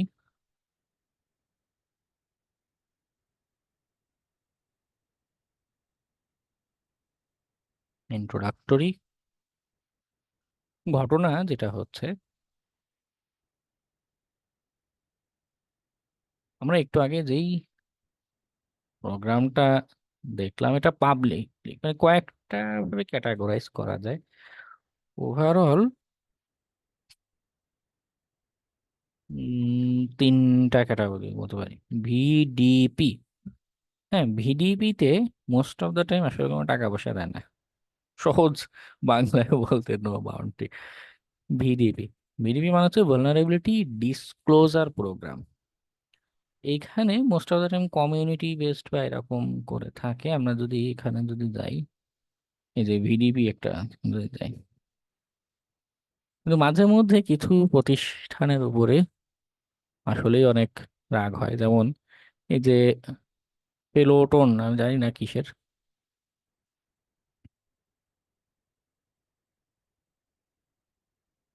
তারা কোনো বাউন্ডি টাউন্ডি দিবে না। তারা গ্লোবাল ইন্টারেক্টিভ ফিটনেস প্ল্যাটফর্ম, হ্যাঁ, ওয়ার্কআউট বা এই জাতীয় জিনিসপত্রের অ্যাপ্লিকেশন নিয়ে তৈরি করা। ভালোই টাকা পয়সা কামায় জিমের প্রতিষ্ঠান, এই টাইপের ইকুইপমেন্ট সেল করে ভালোই টাকা পয়সা আছে, কিন্তু তারা কোনো বাউন্ডি দিতে পারবে না। তাদের কথা হচ্ছে ডিসক্লোজার একটা প্রোগ্রাম রেখেছে, নো বাউন্ডি, বাট কেউ যদি কোনো রিপোর্ট করে তাদেরকে থ্যাঙ্কস, বা কেউ কেউ কোনো সার্টিফিকেট দিতে পারে, থ্যাঙ্কস সার্টিফিকেট, অথবা ওরা কি দেয়, প্লেটুন হল অফ ফেম, মানে তাদের ওয়েবসাইটের কোথাও আপনার নামটা বা কিছু একটা মেনশন করবেন, জাস্ট একটা ধন্যবাদ জাতীয় দিবে। যদিও আপাতত দৃষ্টিতে বা মাঝে মধ্যে সত্যিই মেজাজ খারাপ হয় যে এত কষ্ট করে একটা বাঘ খুঁজে বের করলাম, একটা ধন্যবাদ দিয়ে রেখে দিল। তবে একদিক দিয়ে ভালো যে এটা আপনার রিকগনিশন বাড়ে, মিনিমাম কি বলে, থ্যাংক ইউতেও যেটা হচ্ছে যেমন। আবার এই প্ল্যাটফর্মগুলোর নিজস্ব রেটিং পয়েন্ট স্কোরিং ব্যবস্থা আছে। আপনি এখানে বাগ রিপোর্ট করলে আপনার একটা এখানে একটা পয়েন্ট পাবেন, একটা স্কোর বাড়বে। এইটার বেসিসে পরবর্তীতে দেখুন এখানে একটা জিনিস লেখা আছে, একটা হচ্ছে বিবিপি, একটা ভিডিপি, আর একটা হচ্ছে প্রাইভেট। প্রাইভেট গুলো হচ্ছে এইখানে যেগুলো আমরা দেখতে পাচ্ছি বিবিপিতে, বিবিপি গুলো বাউন্টি দেয়, আপনাকে পে করবে। বিবিপি তারা অ্যাকচুয়ালি পে করবে, মাঝে মধ্যে থ্যাংক ইউ দিতে পারে, হল অফ ফেমও দিতে পারে, মাঝে মধ্যে সবই একসাথে দিতে পারে, সার্টিফিকেট, বা কেউ কেউ আবার গিফট আইটেমও পাঠায়, হ্যাঁ, প্লাস গিফট, গেঞ্জি টেঞ্জি বা এরকম ভালো ভালো গিফটও পাঠায়। রেড বুল নামের একটা প্রতিষ্ঠান আছে, ওরা কি করে, কেউ যদি ওদের সাইটে বাগ খুঁজে পায়, ওদের ওদের ড্রিঙ্কস কোম্পানি, নাম হয়তো দেখে থাকবেন, ওই ক্যান আকারে 1 কার্টুন 2 কার্টুন করে ক্যান পাঠিয়ে দেয়। এটা হচ্ছে মানে তাদের বাউন্টি দেওয়ার সিস্টেম, এক একজন এক এক ভাবে দেয়। তো যাই হোক, ঘটনা যেটা হচ্ছে এরা পে করে সামহাউ, পে করে। উম, এগুলো কিন্তু এগুলো ওপেন, এই যে আমি এখানে লগ ইনও নাই, লগ ইন ছাড়াই আমাকে এখানে 248টা প্রোগ্রাম দেখাচ্ছে, বা ক্রাউডে এরকম অনেকগুলো এরকম প্রোগ্রাম রয়েছে। ওকে, ফেসবুকে যেটা, এটাও কিন্তু বিবিপি, বাগ বাউন্টি প্রোগ্রাম, কিন্তু ওপেন, সবার জন্য ওপেন। এখানে দেয়াই রয়েছে আপনার ফেসবুকে লগ ইনেরও দরকার নেই, যাবেন যে কোনো একটা টার্গেট ধরে কাজ করা আপনি শুরু করতে পারেন। ওকে, আর যেটা হচ্ছে প্রাইভেট, এই বাগ বাউন্টি প্রোগ্রামগুলোর ভিতরে কিছু আছে প্রাইভেট প্রোগ্রাম, ওখানে কি হয়, সবাইকে অ্যাক্সেস দেয় না, সিলেক্টিভ। একটু আগে যে বলছিলাম যে বিডিপিতে টাকা দেয় না, কিন্তু আপনার কি বলে সাইটে আপনার স্কোর বাড়ে, প্রোফাইলটা ভালো হয়। কি হয়, এর বেসিসে ভিডিপিতে হয়তো টাকা পাচ্ছেন না, কিন্তু যে আপনার সাইটটা ভালো রেটিং পাচ্ছে, এটা দেখে বিভিন্ন প্রতিষ্ঠান কি করে প্রাইভেট প্রোগ্রামে ইনভাইট পাঠায়। আমি কয়েকটাতে ইনভাইটেশন পেয়েছিলাম। আচ্ছা, তো প্রাইভেট প্রোগ্রামগুলোতে যেটা সুবিধা হয়, কম্পিটিশন কম, এটাতে যেতে পারলে আপনাদের জন্য বেটার, লেস কম্পিটিভ। স্যার, হ্যাঁ বলুন। এগুলো এগুলোতে যে টার্গেট গুলো দেয়া থাকে মানে বাগ বাউন্ডারি প্রোগ্রাম গুলোতে, এখানে কি আমরা সব ধরনের অ্যাটাক চালাতে পারবো না আবার কোনো প্রবলেম হবে? না, ওটা নিয়েই যে প্রোগ্রাম পলিসি যেটা আছে ওই সেকশনে আলোচনা করছি। ওকে, আচ্ছা। মানে ওখানে বেশ কয়েকটা জিনিস বোঝার আছে। আচ্ছা, প্রাইভেট প্রোগ্রাম নিয়ে বলছিলাম যে কম্পিটিশনটা কম হয়, এবং যার কারণে সুবিধা যেটা হয়, ইজি বাগ পাওয়ার পসিবিলিটি থাকে, বা ভালো ভালো ক্রিটিক্যাল বাগস পাওয়ার পসিবিলিটি থাকে, যে কম্পিটিশন কম, সেখানে অপরচুনিটিটা একটু বেশি থাকে।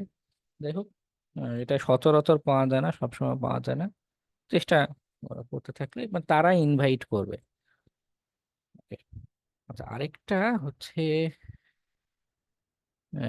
ব্যাকগ্রাউন্ড চেক, কিছু প্রোগ্রামে মানে এটা রিকোয়ার্ড থাকে যে তারা চাইলেই আপনাকে এখানে ইনভাইট দিবে না বা কাজ করতে দেবে না ওপেন প্রোগ্রামে, কিন্তু আপনার ব্যাকগ্রাউন্ড ভেরিফিকেশন লাগবে। এই বাকক্রাউড বা হ্যাকারন এরকম প্রতিষ্ঠানে কি করে, থার্ড পার্টি গোয়েন মানে কি বলে, ইনভেস্টিগেশন এজেন্সি যারা, এদের মাধ্যমে অথবা আপনার এনআইডি, পাসপোর্ট কপি এগুলোর মাধ্যমে ডাটা আপলোড করতে হয়, অ্যাকাউন্ট ভেরিফাই করে দেন সে সকল প্রোগ্রামে আপনি অ্যাপ্লাই করতে পারবেন। ওকে, এখন এটার প্রচলন আস্তে আস্তে বাড়তে দেখছি, আস্তে আস্তে বাড়তে দেখছি। যাই হোক, তো এটাও ঘাবড়ানোর কিছু নেই, মানে এটা এমন না যে আপনার নিজের এনআইডি, পাসপোর্ট বা এই টাইপের জিনিস থাকলে ব্যাকগ্রাউন্ড চেক করা যায়। বাকগ্রাউন্ডে 3বার মতো আপলোড করা যায়। আমি 2বার আপলোড করেছি, আমার সব ছবি টবি সেলফি সব দেই, ও বলে চেকিং ফেইল্ড। মানে একটা অ্যাকাউন্টে 3বারের বেশি ভেরিফিকেশন অ্যাপ্লাই করা যায় না। তো আমার 1বার মাত্র বাকি আছে, এর জন্য আমি আর ওটা রেখে দিয়েছি যে আবার কোনো একদিন সাহস করে লাস্ট অ্যাপ্লাই করব, হলে হলো, না হলে অ্যাকাউন্ট বাতিল। যাই হোক, তো ওটা ওটা আপাতত পেইনের বিষয় না, ওটা ঘাবড়ানোর কিছু নেই, ট্রাই করলেই হবে। তবে অনেক প্ল্যাটফর্মে কি করছে, এইটা ইমপ্লিমেন্ট করছে বা এই জাতীয় জিনিস ফোকাস দিচ্ছে। আচ্ছা, তো এটা গেল আমাদের একটু ইন্ট্রোডাক্টরি কথাবার্তা, যে কি কি হতে পারে, কোথায় কি করতে পারি। ওকে, আর আর যে বড় প্রতিষ্ঠান যেগুলো গুগল, ফেসবুক, মাইক্রোসফট, হ্যাঁ, এরকম প্রতিষ্ঠানগুলো যেটা হয়, হ্যাকারওয়ান বা বাগ ক্রাউড খুবই জনপ্রিয় নাম, এর জন্য বারবার এদের দেখাচ্ছি। এর বাদেও আরো অনেক বাগ হান্টিং সাইট আছে, বাগ হান্টিং সাইটস। যদি আমি সার্চ দিই দেখা যাবে যে এরকম মানে অনেক অনেক প্ল্যাটফর্ম আছে। ওকে, অনেক অনেক প্ল্যাটফর্ম আছে, কিন্তু এরা হচ্ছে কি ক্রাউড সোর্স, সবাই মানে এখানে টার্গেট দিয়ে রাখে অনেক প্রতিষ্ঠান, আপনি তাদের গিয়ে টেস্টিং এ কাজ করবেন। এখানে যেমন কে হেল্প দেয়, যেটা বলছিলাম যে ফেসবুক, গুগল, অ্যামাজন, মাইক্রোসফটের মতো অনেক প্রতিষ্ঠান আছে যারা এরকম ক্রাউড সোর্সড প্ল্যাটফর্মে এনলিস্টেড না, বা সেইখানে তারা লিস্টেড না। কারণ কি, যে প্রতিষ্ঠান মনে করুন যে কে হেলথ, হ্যাঁ, ও যে এইখানে নাম দিয়ে রেখেছে হ্যাকার ওয়ানে, হ্যাঁ, এর জন্য hackerone.com কে ও কিন্তু পে করছে মাসে মাসে বা একটা বেসিসে।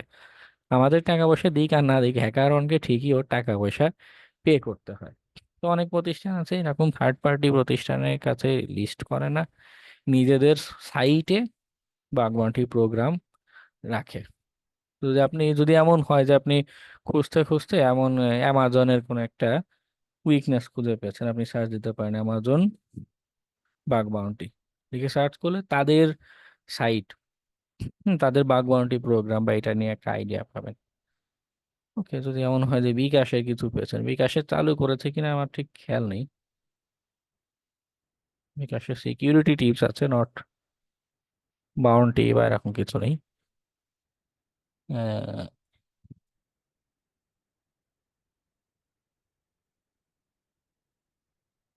এই যে ইথেরামের নিজেরও বাগ বাউন্টি প্রোগ্রাম আছে।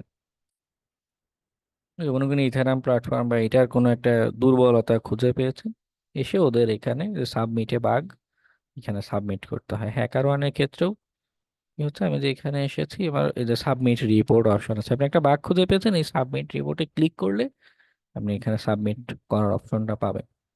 ওকে, আচ্ছা, তো এগুলো ইনট্রোডাক্টরি কথা। এবার পলিসিতে আসি, এটা অনেক অনেক ইম্পর্ট্যান্ট পার্ট। যদি বলি ক্লাসের সবচেয়ে ইম্পর্ট্যান্ট পার্ট, তাতেও ভুল হবে না। কারণ হলো এই জায়গাটাতে ফোকাস না দেওয়ার কারণে অনেকে কি হয়, অযথা টাইম ওয়েস্ট হয় এবং আশানুরূপ ফলাফলটা পায় না। কেন? কারণ এই যে একটু আগে আপনাদের সহপাঠী একটা কোয়েশ্চেন করতো যে আমি কি সব ধরনের হ্যাকিং এর কাজ করতে পারবো? না। আমরা যদি পলিসির এখানে আসি, দেখুন ফার্স্ট ওভারভিউ দিয়েছে, নিচে নামি প্রোগ্রাম রুলস, টেস্ট প্ল্যান, এই যে out of scope vulnerabilities and techniques, এবং তারাও স্পেসিফিক করে বলে দিয়েছে প্লিজ রিড। কারণ অনেক মানুষ কি করে রীতিমতো এই জিনিস, মানে অনেক লেখা দেখে আপনাদের হয়তো কারো কারো মনে হচ্ছে যে না, এই জিনিস আমি পড়বো না, ঠিক আছে, কিন্তু প্রবলেমটা এখানেই যে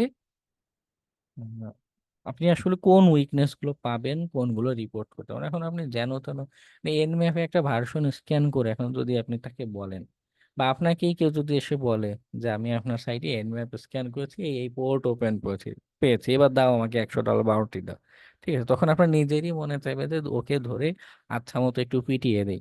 কেন? কারণ আপনি এখন জানেন যে নর্মালি এনম্যাপ স্ক্যান করে 2টা পোর্ট ওপেন পাওয়া মানেই তাকে আমি হ্যাক করতে পারি না। ওকে, তাকে হ্যাক করতে গেলে আমার আরো আরো অনেক স্টেপ, অনেক মেকানিজমের বাকি আছে। ওকে, তো এখানে ওয়েব হ্যাকিং এরও কিছু আলোচনা করে বিষয়টা রিয়েলাইজ করতে পারবেন যে সবকিছুই আসলে দুর্বলতা না, বা সবগুলোই বিজনেস ইম্প্যাক্ট নাই। তো এই বেসিসে তারা প্রোগ্রামগুলো বলে দেয় যে না, আমার সবগুলোকে আমি আসলে উইকনেস হিসেবে বিবেচনা করবো না, দয়া করে এই অংশটা পড়ো যে আমি আসলে কাদেরকে উইকনেস হিসেবে বিবেচনা করব না। যেমন একটা এখানে বলেছে ডেনায়াল অফ সার্ভিস, ডস জাতীয় অ্যাটাক বা এগুলোকে তারা উইকনেস বিবেচনা করবে না বা অ্যাকসেপ্ট করবে না। ওকে, এই টাইপের কিছু দেয়া যাবে না। কোনো এপিআই কি যেটা present in the APK, APK অর্থাৎ আমাদের অ্যান্ড্রয়েডের যে ফাইল, হ্যাঁ, ওর ভিতরে যদি কোনো এপিআই কি খুঁজে পাওয়া যায়, এই আপাত দৃষ্টিতে এপিআই কি পেলে আপনার মনে হতে পারে যে না, এটা হয়তো হয়তো কিছু একটা হবে, আপনি হয়তো তাকে ভয় দেখাতে পারেন যে হ্যাঁ পেয়েছি, কিন্তু না, তারা বলেই দিয়েছে যে আমার অ্যান্ড্রয়েড অ্যাপস যেটা তার ভিতরে আমি এপিআই কি রেখেছি। তো এটা আমি নিজেই রেখেছি, তুমি খুঁজে পেলে এটা আর কি, আমি আমার বিজনেস বা আমার অ্যাপ্লিকেশন রান করার জন্য এভাবে রেখেছি। ওকে, দেখুন যেমন এইচটিএমএল কমেন্টস, এগুলো কমেন্ট পেলেই তাকে তারা উইকনেস হিসেবে বিবেচনা করবে না। ওকে, অনেক ধরনের তারা এখানে বিভিন্ন উইকনেস নিয়ে বলেছে,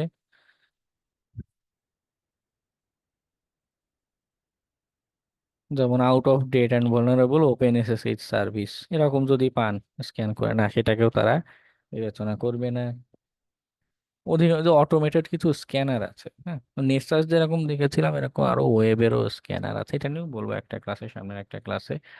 তো এই টাইপের স্ক্যানারদের স্ক্যান করলে এই যে এগুলো হচ্ছে খুব কমন উইকনেস, এগুলো দেখাতে থাকে। হ্যাঁ, invalid header value, best practice, CSP নাই, হ্যান ত্যান নাই, ত্যান নাই।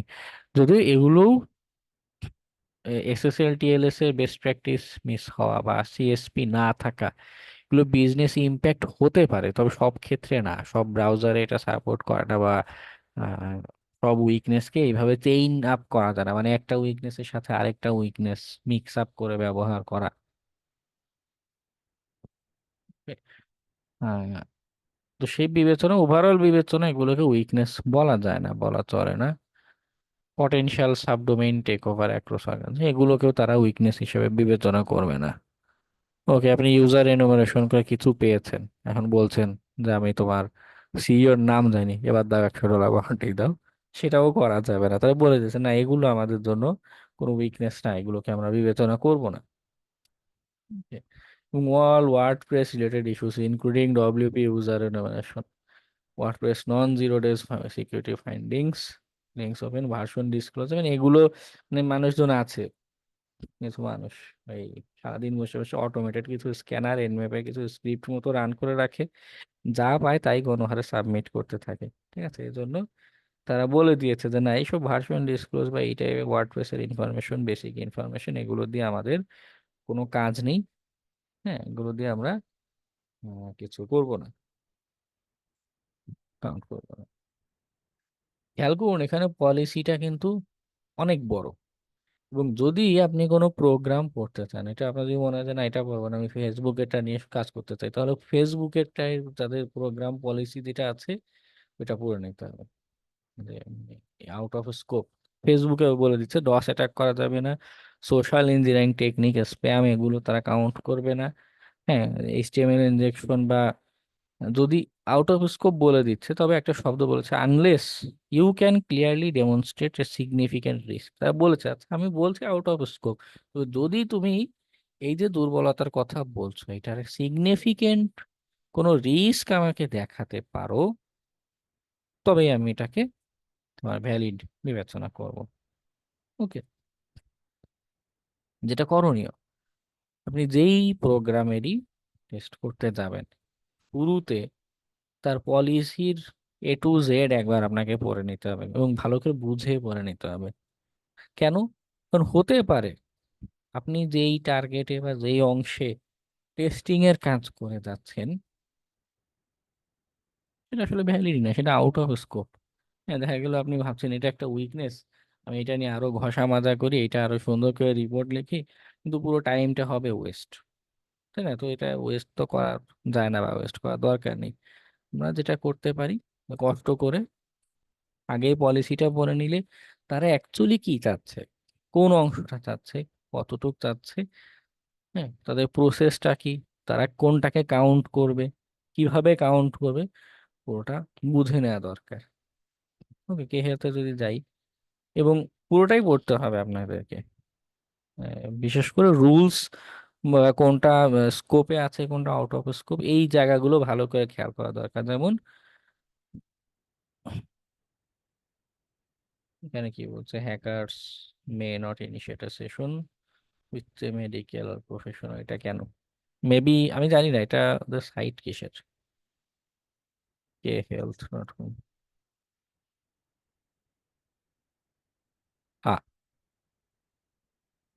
আমি কিছুই তো করি নাই, আমার ব্লক করে দিল। যাই হোক, তো যেটা বলছিলাম, মেবি কিছু একটা হেলথ রিলেটেড।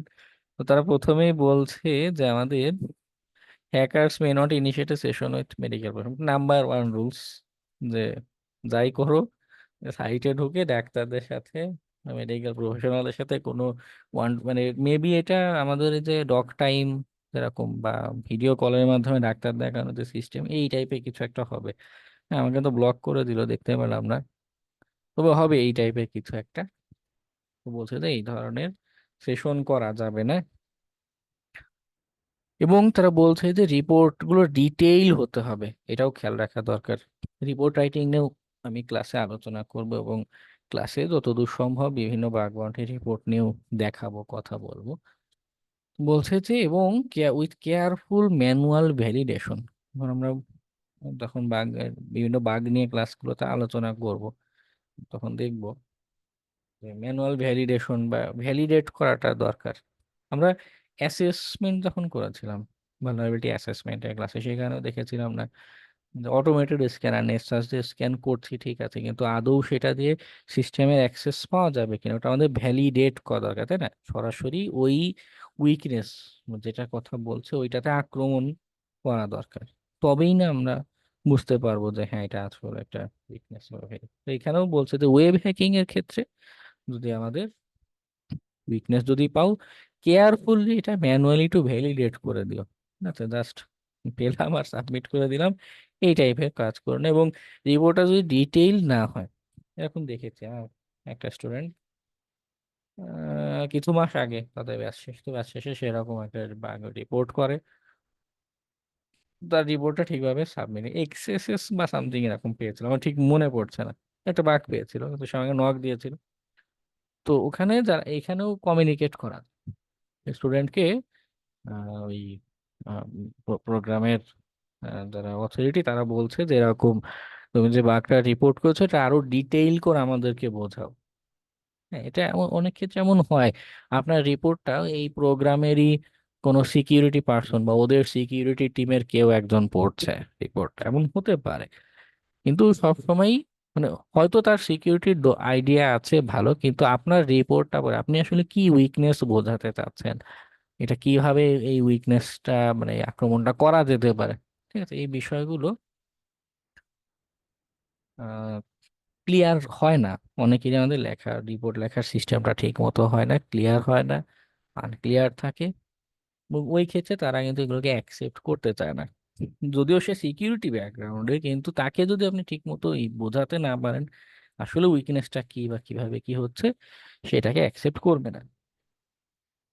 ওকে, এবং যেমন আবার বলছে যে please do not share reports based on only মানে অটোমেটেড স্ক্যান বা স্ক্যানার থেকে যা পাচ্ছেন শুধু সেটাকে থিওরিটিক্যাল অ্যাটাক ভেক্টর দিয়ে আপনি জাস্ট রিপোর্ট করতে পারবেন না। ওকে, এটাকেও তারা প্রহিবিট করছে, না করে দিচ্ছে। এবং একটা রিপোর্টে একটা করে উইকনেস আপনি সাবমিট করবেন। ওকে, যদি এমন হয় রুট কজ আচ্ছা, আরেকটা হচ্ছে ডুপ্লিকেট। ডুপ্লিকেট একটা টার্মিনোলজি আছে। সাপোজ আপনি একটা রিপোর্ট সাবমিট করেছেন, আপনি রিপোর্টটা সাবমিট করেছেন 11টা, এখন কত বাজে, 11টা 16তে সাবমিট করেছেন। সেম রিপোর্টটা বা সেম উইকনেসটা মনে করুন আহ আপনাদের ক্লাসের কেউ একজন, অন্য আরেকজন বা আমি 11টা 10-এর সময় সাবমিট করেছি।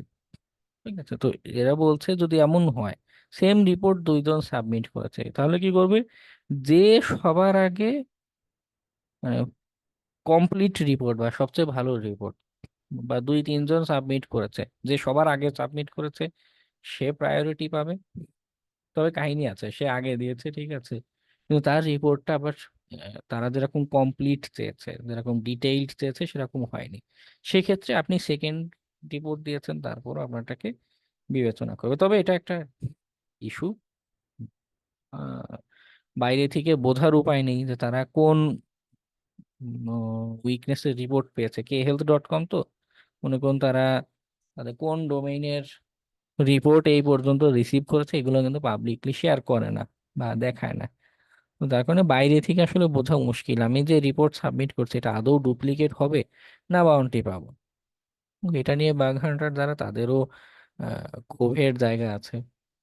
এখন অনেকেই অনেক রকম পরামর্শ দেয় যে প্ল্যাটফর্মগুলোর উচিত তাদের মেকানিজম পাল্টানো বা এখানে কিছু একটা করা।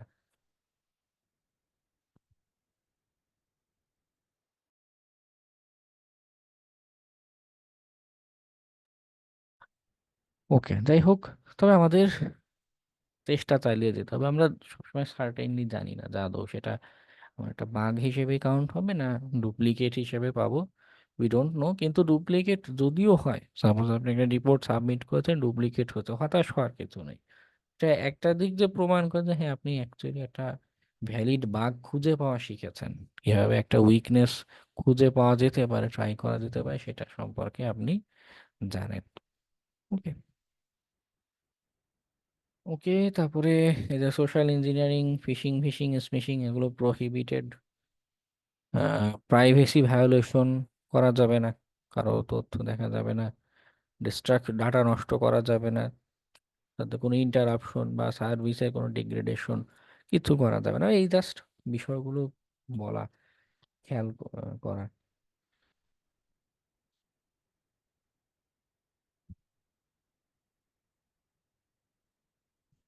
Manage to compromise health environment, please do not escalate by port scanning internal networks. আচ্ছা, বলছে যদি আপনি অ্যাপ্লিকেশনের থ্রুতে বা সামহাও কোনো অ্যাক্সেস পেয়েও যান, কম্প্রোমাইজ করেন, তাদের ইন্টারনাল নেটওয়ার্কে কোনো পোর্ট স্ক্যান করে মানে হ্যাক করার পরে ওইটার থ্রুতে বাকিগুলোর পোর্ট স্ক্যান বা এই টাইপের না করতে বলছে।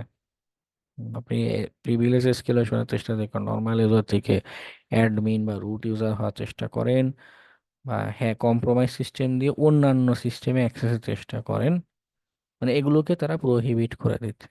ওকে, যদি অ্যাক্সেস কোনটা পেয়েও যান ও পর্যন্তই সীমাবদ্ধতা এখন তাদেরকে জানান, তারা এটা বলছে তাদের কাছে, please report it to us and we will reward you with an appropriate bounty, full consideration the severity of what could be done। অর্থাৎ যদি এমন হয় আপনি বলতে পারেন যে হ্যাঁ দেখো আমি যে উইকনেসটা পেয়েছিলাম অ্যাক্সেস তো পাচ্ছি, ওটার থ্রুতে বাকিদের অ্যাক্সেস বা এগুলোর চেষ্টা আমি করতে পারি, কিন্তু আমি করিনি। এটা যদি তাদের উল্লেখ করেন, আগেই তাদের রিপোর্ট করবেন এবং তারা এটা কনসিডারেশনে নেবেন যে এই লোকটার সুযোগ ছিল ইন্টারনাল আরো অ্যাটাক করার, আরো কিছু করার, কিন্তু সে করেনি, বরং আমাদেরকে জানিয়েছে। যাই হোক, এরকম আরো বেশ কিছু বিষয়বস্তু উল্লেখ করা আপনারা পড়বেন, একটা দুইটা প্রোগ্রামের এটা যদি পড়েন এখান থেকে বেশ কিছু জিনিস বোঝার এবং না বোঝার মতো অনেক টার্মিনোলজিও সামনে খুঁজে পাবেন। সেটা নেক্সট ক্লাসে এসে আপনারা শেয়ার করবেন। আর এইখানে এই স্কোপ নিয়ে কিছু বিষয় বোঝার আছে, এটা নেক্সট ক্লাসে আমরা কথা বলবো। হ্যাঁ, নেক্সট ক্লাসটা হবে আমাদের ওয়েবের এনুমারেশন নিয়ে। এই যে ওয়েব বাগ হান্টিং করতে যাচ্ছি, এখানে আমরা কিভাবে এনুমারেট করতে পারি, কিভাবে তথ্য খুঁজতে পারি, তাই না। ইনিশিয়ালি ইনফরমেশন গ্যাদারিং এর যে কাজ অনেকটাই কিন্তু তারা এখানে নিজেরাই ইনফরমেশন দিয়ে রেখেছে, আমরা যে সিস্টেম হ্যাকিং এর সেই কনসেপ্টের সাথে মিলাই। অলরেডি বেশ কিছু ইনফরমেশন এখানে দেয়া, প্রোভাইড করা। ইনফরমেশন গ্যাদারিং এর অনেকগুলো ফেজ করাই লাগবে না, তবে এনুমারেশনটা করা দরকার পড়বে। তো এটা নেক্সট ক্লাসে আমরা দেখব। ওকে। ভাই আমার আর কিছু জানার ছিল। হ্যাঁ, বল। ভাই যে পেনিট্রেশন টেস্টার হিসেবে ক্লায়েন্ট আমাদেরকে কি কি কাজ করতে দিতে পারে মার্কেট প্লেসে? আচ্ছা, পেনিট্রেশন টেস্ট হিসেবে মানে মূলত দুইটা পেনিট্রেশন টেস্টের আগে একটা ভিএ একটা আছে, ভুলনারেবিলিটি অ্যাসেসমেন্ট, এটা ঠিক আছে। এই দুইটা ক্যাটাগরিতে ভাগ করে কাজ দেয়। কেউ কোনো কোনো ক্লায়েন্ট বলে যে আমাকে শুধু ভিএ, যেটা অ্যাসেসমেন্ট করা, এই পর্যন্ত এইটুক তুমি আমাকে করে দাও, অটোমেটেড স্ক্যানার হোক বা ম্যানুয়ালি হোক, এরকম মনে করুন $10 $20 এরকম হচ্ছে বাজেট, এর ভিতরে করে দিতে হবে। পেনেট্রেশন টেস্টে যেটা বলে থাকে যে কেউ কেউ পেনেট্রেশন টেস্ট বলতে automated assessment plus system access নেওয়ার যে চেষ্টা, আমরা যে প্রসিডিওর করছি ওই পর্যন্ত পুরোটা করা বলতে পারে। বা কেউ কেউ বলতে পারে যে জাস্ট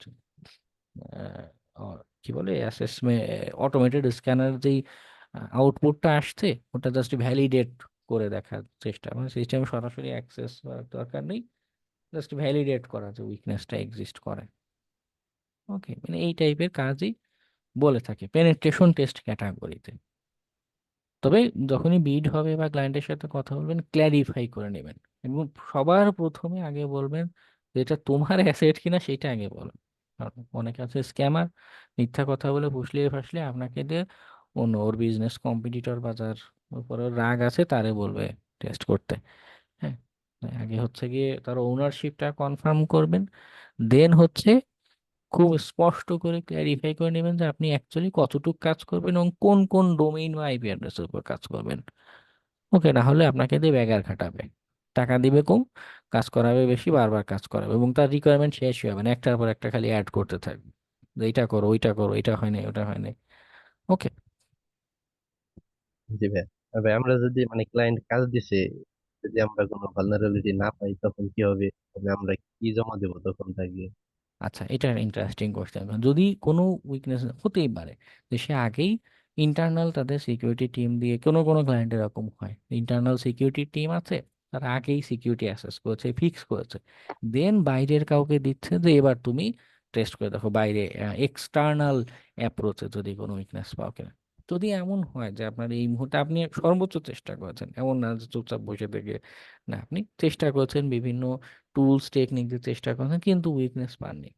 ওকে, বা কিছু না কিছু ইনফরমেশন উইকনেস পাওয়া যায়, কিন্তু সেগুলো খুব ক্রিটিক্যাল লেভেলের না, মিডিয়াম লেভেলের বা লো ক্যাটাগরির উইকনেস, তাই না, বা সিবিএসএস স্কোর খুব বেশি না, সেই ক্ষেত্রে রিপোর্ট জমা দেওয়ার ক্ষেত্রে বেটার অ্যাপ্রোচ আছে। আমিও বেশ কিছু বড় বড় সিকিউরিটির যারা সিনিয়র পার্সন আছে তাদের থেকে পরামর্শটা নেয়, তারা অ্যাকচুয়ালি কিভাবে এরকম সিনিয়রিটি ক্লায়েন্ট হ্যান্ডেল করে।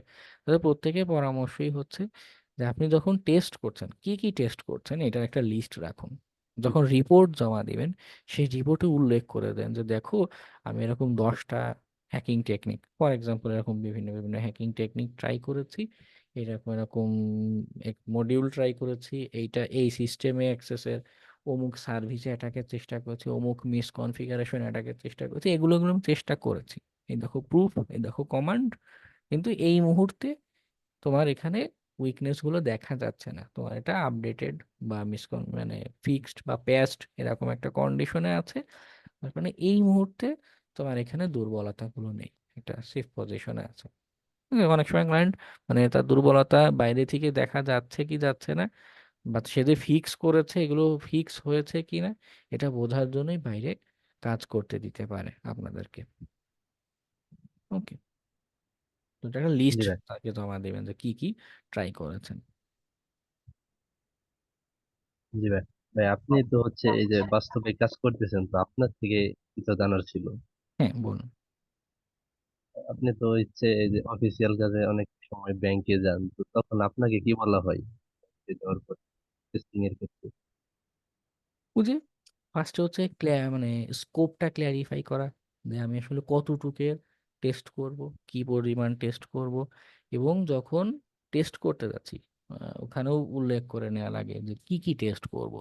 হ্যাঁ, যে কোনোটাতে তাদের সিস্টেমে কোনো ডিসরাপশন হবে কিনা, কোনো ড্যামেজ হবে কিনা, বা কোনোটাতে আমার আগে থেকে কোনো ক্রেডেনশিয়াল বা কোনো অ্যাক্সেস কিছু দরকার পড়বে কিনা। ঠিক আছে, এগুলো আগে ডিসকাশন করে নিয়ে দেন হচ্ছে টেস্টিং করা। এবং সেক্ষেত্রেও দেখা যায় যে আগে অ্যাসেসমেন্ট যেটা আছে অটোমেট আমাদের কিছু ক্ষেত্রে ক্লায়েন্ট নিজে টুলস প্রোভাইড করে, কিছু ক্ষেত্রে আমাদের অফিসে যেটা তারা হচ্ছে গিয়ে টুলস প্রোভাইড করে, মানে এটা ডিপেন্ড করে এক এক প্রজেক্ট বেসিসে। এটা দিয়ে আমরা হচ্ছে স্ক্যানিং অ্যাসেসমেন্ট এটা এটা চালাচ্ছি। কোনো কোনো ক্ষেত্রে যদি সময় কম থাকে, মোস্ট অফ দ্য টাইম আসলে সময়ই কম থাকে, দেখা যায় প্যারালালি করতে হয়, অ্যাসেসমেন্টও চলছে পাশাপাশি ম্যানুয়ালি সিকিউরিটি কি বলে সিস্টেম অ্যাক্সেস যেটা এটাও করে যেতে থাকি। ওকে, যে কোনো উইকনেস পাই কিনা কোনো কিছুর মাধ্যমে পাই কিনা। এবং দুইটা করার পরে কেউ কেউ শুধু অ্যাসেসমেন্ট পর্যন্তই করতে বলে, সেক্ষেত্রে শুধু অ্যাসেস করে দাদা রিপোর্ট মানে উইকনেস পেয়েছি সেটা একটা ফর্মাল রিপোর্ট লিখে সাবমিট করা হয়। আর সেকেন্ড হচ্ছে আহ, যদি পিটি যেটা পেনেট্রেশন টেস্ট করতে বলে, সেক্ষেত্রেও অ্যাসেস প্লাস পেনেট্রেশন করে উইকনেস যা যা পাচ্ছি যেটা দিয়ে যেই লেভেলের অ্যাক্সেস নিতে পেরেছি এটা সাবমিট করি। আবার কাহিনী আছে কাজের একদম শুরুতে যখন এগ্রিমেন্ট বা টাইপ করা হয়, তখন আরো একটা জিনিস দেওয়া হয়, সেটা হচ্ছে এনডিএ, নন ডিসক্লোজার এগ্রিমেন্ট। এইখানে মানে অধিকাংশ সিকিউরিটি কাজের ক্ষেত্রেই এনডিএ করে নেওয়া ভালো, বা আপনিও আহ, বড় প্রজেক্ট হলে এই টাইপের করে নিতে পারেন। তাতে করে কি হয়, দুই পক্ষেরই লিখিত একটা চুক্তি থাকে যে আপনারা মানে কোনো কিছু আমি ডিসক্লোজ করব না, ইন্টারনাল কোনো ইনফরমেশন কারো কাছে বলবো না। এতে করে লিগ্যাল পয়েন্ট থেকে মানে ও যদি আইনি ব্যবস্থা বা কিছু নিতে চায়ও, আপনি বলতে পারেন যে না আমি তো তোমার সাথে এগ্রিমেন্ট করে নিয়েছি, আমি কিছু তোমার সাথে লিক করবো না বা কিছু কারোর সাথে শেয়ার করবো না, কি পেয়েছি কি উইকনেস পেয়েছি কারোর সাথে ডিসকাশন করবো না, কনফিডেন্সিয়াল থাকবে।